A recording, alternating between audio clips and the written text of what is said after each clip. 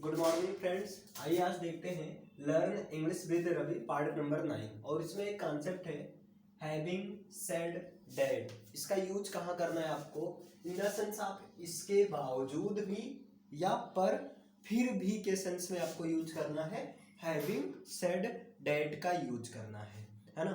जैसे अगर हम कहें कल छुट्टी थी पर फिर भी उसने पूरा काम किया, अगर कहा जाए कल छुट्टी थी, ध्यान दीजिएगा, कल छुट्टी थी पर फिर भी या इसके बावजूद भी उसने पूरा काम किया, है ना। जैसे देखो कल छुट्टी थी पर फिर भी या पर इसके बावजूद भी उसने पूरा दिन काम किया, उसने पूरा दिन काम किया। अब इसको कैसे बोलेंगे, तो यहाँ पर सबसे पहले छोटे छोटे सेंटेंस इसमें देखा जाए सबसे पहला तो ये है कल छुट्टी थी। एक सेंटेंस ये है आपका, है ना। एक सेंटेंस आपका ये है कि कल छुट्टी थी और दूसरा सेंटेंस है उसने पूरा दिन काम किया। दो सेंटेंस मिल रहा है, एक तो कल छुट्टी थी और दूसरा, तो सबसे पहले सेंटेंस का बना लीजिए। तो यहां पर हो जाएगा there was a holiday yesterday, है ना। There was a holiday yesterday मतलब कल छुट्टी थी। तो एक सेंटेंस ही आपका बन गया। इसके बावजूद भी या पर फिर भी, ध्यान दीजिएगा, पर फिर भी या इसके बावजूद भी के लिए आपको किसका यूज करना है, हैविंग सेड दैट का यूज करना है। तो आगे आप यूज करिए क्या, हैविंग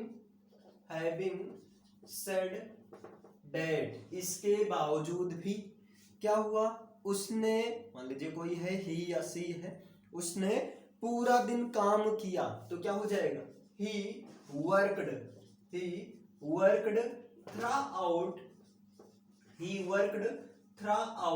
है ना। थ्रू आउट का मतलब एक प्रकार से होल डे होता है ना। थ्रू आउट मतलब whole, throughout the day, या बोल सकते हैं वर्कड द होल डे। इसके स्थान पर आप ये भी बोल सकते हैं द होल डे, है ना।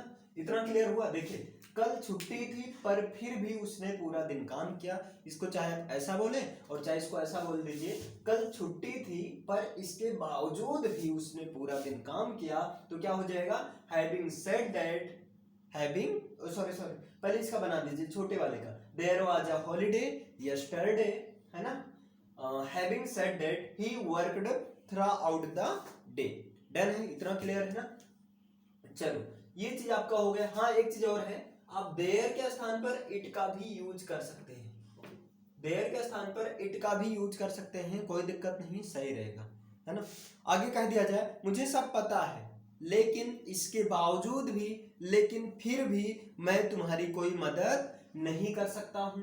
तो सबसे पहले क्या छोटा सेंटेंस क्या है, यानी पहला सेंटेंस क्या है, मुझे सब पता है। तो इसको क्या हो जाएगा, आई, और मुझे सब पता है, आई नो एवरीथिंग, है ना। तो इसका क्या हो जाएगा, आई नो एवरीथिंग, मुझे सब पता है। आई नो एवरीथिंग, मुझे सब पता है, पर इसके बावजूद भी, तो इसके लिए क्या यूज करना, हैविंग सेड दैट। तो यहां पर लिखिए हैविंग सेड दैट, पर इसके बावजूद भी मैं तुम्हारी कोई मदद नहीं कर सकता हूं, means I can't help you. Clear है ना। Having said that I can not help you, पर इसके बावजूद भी मैं तुम्हारी कोई मदद नहीं कर सकता हूं। समझ में आया। तो इसके बावजूद भी या पर फिर भी, इसके लिए आपको यूज करना है हैविंग सेड दैट का यूज करना है। डन हुआ, इतना क्लियर हुआ ना। जैसे कह दिया जाए वो सब भूल जाता है ना, पर इसके बावजूद भी उसको मेरा जन्मदिन याद रहता है। वो सब भूल जाता है पर इसके बावजूद भी उसको मेरा जन्मदिन याद रहता है। तो क्या हो जाएगा, ही फॉरगेट्स एवरीथिंग। देखो वो सब कुछ भूल जाता है, प्रेजेंट इंडिपेंडेंस है, तो ही फॉरगेट्स एवरीथिंग इसके बावजूद भी, मतलब क्या यूज कर दो, हैविंग सेड दैट, उसको मेरा जन्मदिन याद रहता है, यानी कि he remembers my birthday, he remembers my birthday या बर्थडे बोल सकते हैं, है ना। वह तुमसे हमेशा झूठ बोलता है पर भी तुम उसके साथ खड़े रहते हो, उसके साथ हमेशा साथ में ही रहते हो, उसका सपोर्ट करते हो, है ना। तो सेंटेंस क्या, वह तुमसे हमेशा झूठ बोलता है, तो ही ऑलवेज, झूठ बोलना की इंग्लिश क्या होती है, टेल अ लाई, तो ही ऑलवेज टेल्स अ लाई, वो हमेशा झूठ बोलता है। अगर तुमसे झूठ बोलता है तो he always tells you a lie, पर इसके बावजूद भी तुम हमेशा उसके साथ खड़े रहते हो, तो क्या हो जाएगा, having said that, having said date, ये हो गया इसके बावजूद भी तुम उसके साथ खड़े रहते हो, तो क्या हो जाएगा, यू स्टैंड बाई हिम, तुम उसका सपोर्ट करते हो, या आप कह सकते हो यू सपोर्ट हिम, है ना, यू सपोर्ट हिम, तुम उसका सपोर्ट करते हो। जैसे अगर हम कहते हैं, देखो समय पर वहां पहुंचना नामुमकिन था पर फिर भी उसने कोशिश की, मतलब समय पर वहां पहुंचना मुमकिन नहीं था लेकिन इसके बावजूद भी उसने कोशिश की। अब इसकी इंग्लिश क्या हो जाएगी बताइए, इसकी इंग्लिश हो जाएगी, it was impossible to reach there, it was impossible to reach there का मतलब वहां समय पर पहुंचना मुमकिन था, मतलब नामुमकिन था, मतलब इम्पॉसिबल था, पर इसके बावजूद भी, पर फिर भी उसने कोशिश की, तो having said that he tried, है ना, ही ट्राइड, इतना क्लियर हुआ।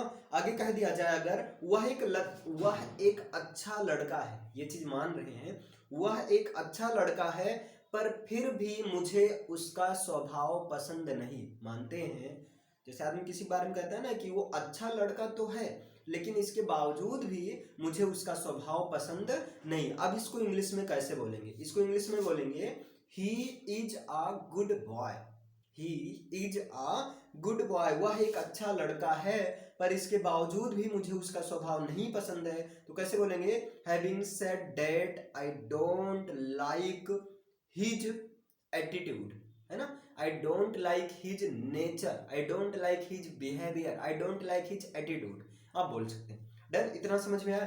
कह दिया जा रहा है आपकी अंग्रेजी अच्छी है, ये चीज हम मानते हैं कि आपकी अंग्रेजी अच्छी है पर फिर भी, है ना, या इसके बावजूद भी आप और सुधार कर सकते हैं, आप इसमें इंप्रूवमेंट कर सकते हैं, तो इसको इंग्लिश में कैसे बोलेंगे, your English is good, your English is good, पर इसके बावजूद भी आप इसमें इंप्रूवमेंट मीन सुधार कर सकते हैं, तो हैविंग सेड दैट, है ना, having said that you can improvement your English, है ना, या you can improve your English, इसके बावजूद भी आप इसमें सुधार कर सकते हैं, या आप बोल सकते हैं, अच्छा इतना क्लियर हुआ ना।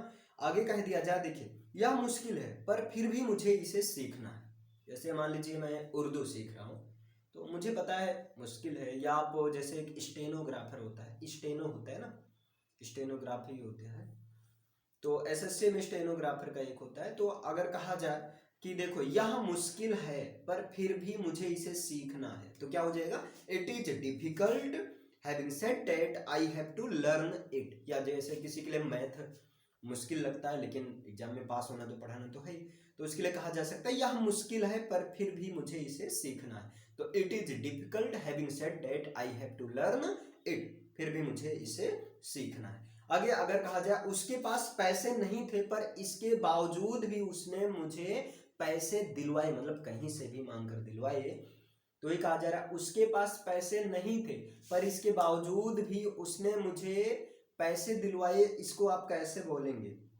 है ना, तो इसको कैसे बोलेंगे, देखिए उसके पास पैसे नहीं थे तो इसको आप बोल दीजिए क्या, he didn't have money, he didn't have money, या आप बोल सकते हैं सी didn't have money, having said that, है ना, इसके बावजूद भी उसने पैसे दिलवाए, तो हैविंग सेड दैट सी या ही गॉट मी मनी, है ना, दो तरीके से बोल सकते हैं, चाहे आप ये बोलो he didn't have any money, having said that he got me money, या आप ऐसे बोल सकते हैं सी, आप सी का यूज कर सकते हैं ना, she didn't have any money, having said that she got me money. ये चीज हो गया, समझ में आया इतना क्लियर। अब देखिए आगे अगर कह दिया जाए मेरे पास कैमरा नहीं है पर इसके बावजूद भी मैं आपके लिए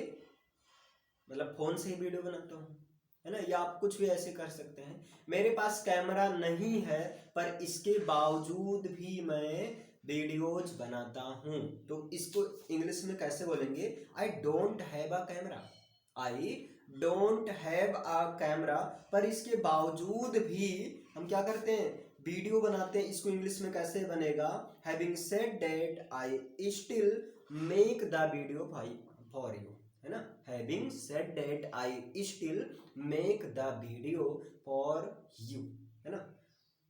इतना समझ में आया, मेरे पास कैमरा नहीं है means I don't have a camera, पर इसके बावजूद भी मैं तुम्हारे लिए वीडियो बनाता हूँ, तो इसको इंग्लिश में कैसे बोलेंगे, having said that I still make the video for you.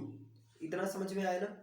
तो जैसे एक लास्ट सेंटेंस देख लीजिए, मुझे अंग्रेजी बोलने नहीं आती पर इसके बावजूद भी मैं अंग्रेजी बोलने की कोशिश करता हूँ, इसको इंग्लिश में कैसे बोलेंगे, I don't know how to speak English, या I don't know to speak English, doesn't matter, दोनों से। I don't know how to speak English, चाहे आप ये बोलिए या आप बोलिए I don't know to speak English, पर इसके बावजूद भी मैं अंग्रेजी बोलने की कोशिश करता हूँ, having said that I try to speak the English, है ना, या I try how to speak the English. Done है। तो ये आपका हैविंग सेड दैट है। हैविंग सेड दैट का यूज आपको इसके बावजूद भी या पर फिर भी के सेंस में करना है। क्लियर है ना, जैसे वह छुट्टी पर था, इसके बावजूद भी या पर फिर भी उसने पूरा दिन काम किया, तो क्या हो जाएगा, there was a holiday yesterday, या बोल सकते हैं it was a holiday yesterday, कल छुट्टी थी, है ना। इसके बावजूद भी हैविंग सेड दैट उसने पूरा दिन काम किया, he worked throughout the day, या he worked the whole day. तो भाई समझ में आ रहा होगा, आई होप। अगर समझ में आ रहा हो तो वीडियो को लाइक करिए, शेयर करिए, और ये चीज़ उन बच्चों तक पहुंचाइए जो किसी वजह से, जैसे पैसे ना होने की वजह से भी क्लास नहीं कर पा रहे हैं ऑफलाइन, तो उनको ऑनलाइन सारी फैसिलिटी ऑफलाइन जैसे यहाँ पर मिल रहा है। और इसके पहले पार्ट 1 से लेकर पार्ट 8 तक अपलोड किया जा चुका है। अगर आपने अभी तक चैनल को सब्सक्राइब नहीं किया है तो जाइए इसे सब्सक्राइब कीजिए, और फिर मिलते हैं नेक्स्ट पार्ट नंबर 10 में। तब तक के लिए thank you. Okay, thank you guys.